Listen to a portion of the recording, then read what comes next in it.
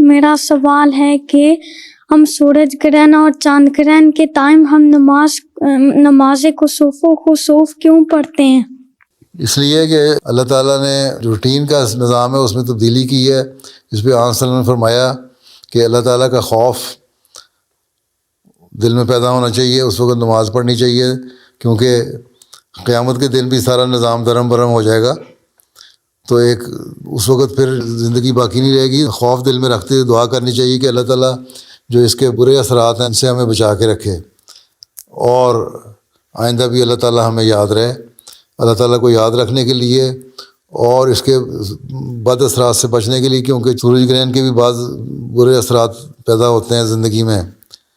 جو پریگننٹ عورتیں ہوتی ہیں ان میں بھی اثرات پیدا ہو جاتے ہیں یا نقصان ہو سکتا ہے. تو اس لیے اللہ تعالیٰ سے دعا مانگتے ہیں کہ اللہ تعالیٰ ان کے برے اثرات سے ہمیں بچا کے رکھے، اور اس کی جو اچھے چیزیں ہیں وہ ہمیں اللہ تعالیٰ عطا فرمائے. ٹھیک ہے، کیونکہ ایک چینج آتا ہے نا اس روٹین کے ہٹنے سے. جب بھی کوئی چینج آئے تو اللہ تعالیٰ کا خوف دل میں پیدا ہونا چاہیے.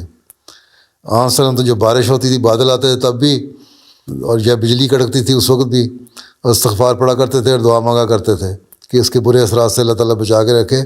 کیونکہ قوموں پہ عذاب بارشوں اور بادلوں کی وجہ سے بھی آیا ہے نا.